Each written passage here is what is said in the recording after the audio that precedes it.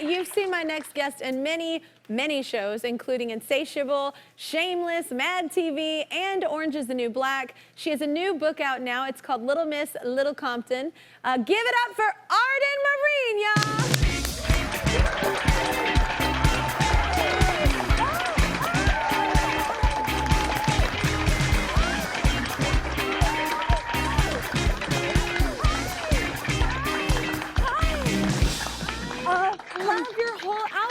I picked it out for you. It makes me happy. This was like a big outing for me. I have fake hair in, I have fake eyelashes.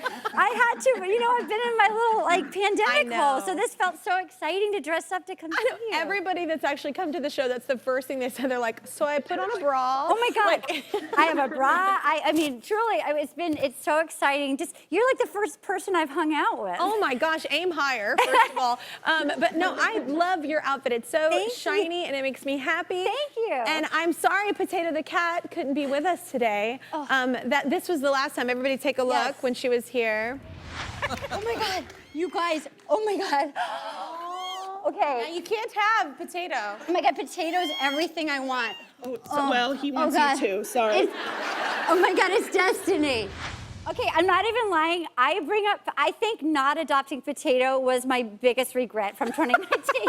It was the biggest mistake I've made all year. You could have had Potato this whole quarantine to snuggle with. Can you imagine? I would have been like, thank you. I get like 9 months straight with Potato. And I always get so worried when they have animals on this show, like to adopt, because I'm my mother's child. Like, I grew up and I'm like, I have to take them all. Me too. I have 4 animals already. So it's like, maybe it's best for Potato's sake. Potato's sake. Hey, Potato might have been too small to defend the rest of them. To fend for herself. Yeah, I would have been crossed over. Well, how have you been keeping yourself entertained these past months? Well, I have to say, in between giving myself haircuts, which to varying degrees of success. You're brave. I did 3 haircuts. I actually started doing a very cool, sexy hobby. I've taken up jigsaw puzzling. I'm currently working on a Golden Girls one that my friends gave me. Oh my God, are you serious? I'm totally not kidding. I love jigsaw puzzles. Yes. I like ones, I don't like elegant ones. I like sort of like a fun, sort of like trashy, Golden Girls. Like Golden Girls. Yeah. I actually started I designed my own puzzle. This was a puzzle that I designed. I don't know. I want to see your puzzle. This is my Meet the Authors. It's me and my cat Mittens. Can you imagine Mittens and Potato hanging out? Mittens has thumbs. I'll put it here because I know we can't maybe touch it together. They've probably sterilized it. I've recreated I wiped it down with a wipe myself. I recreated my 6th grade photo. I had braces made, and that's Mittens the cat, and it's a Meet the Authors photo. This is amazing, first of all. And I want to make, this is like a thing. I want to make a really goofy picture like this and have it be our show theme that we give out as presents. I'm not gonna lie, when you realize you can actually make a custom puzzle, it's a game changer. When you're like, wait a minute, you're telling me I can have a photograph and then make it into a jigsaw puzzle? And make it like your old kid ones, your actual real ones where there were lasers in the background and like the 2 heads. You think that is not gonna be made for every holiday gift this year? I've got time on my hand and I've got access to the internet. That's what's happening. I know, we're all ordering everything. Yes. So wait, the last time you were here, you told me you were working on a book and you weren't lying. I read a whole book. You did. I read Little Miss Little Compton. It's so great. So Miss Little Compton, a memoir.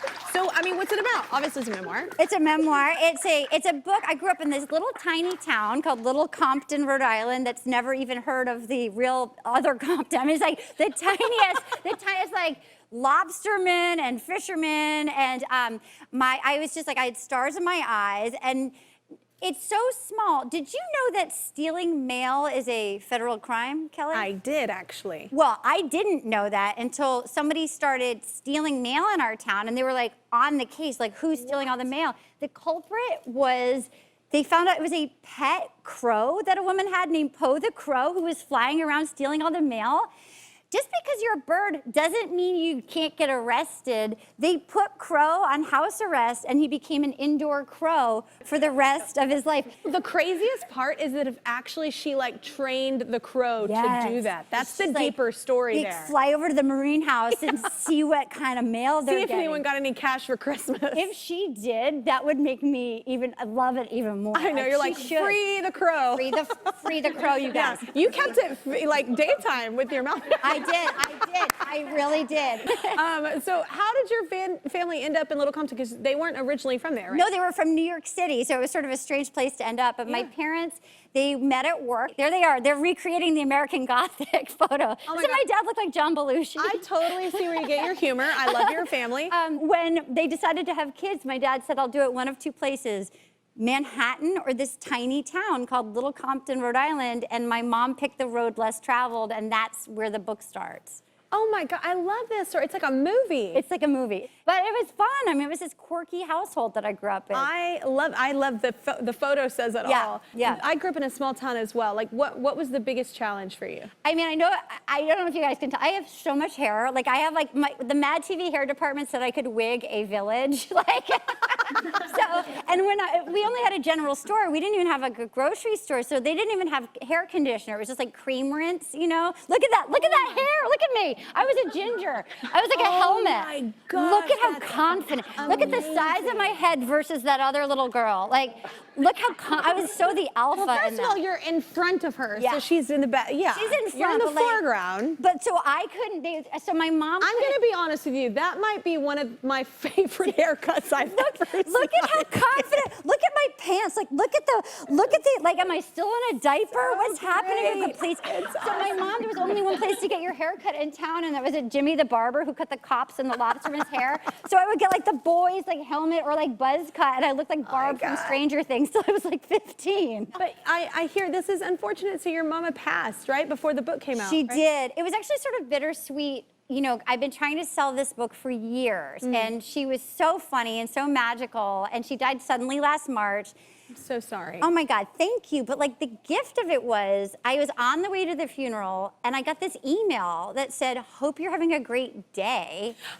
We can't wait to do this book with you. I sold it on the way to her funeral. I literally been trying for years, and she was barely in the proposal.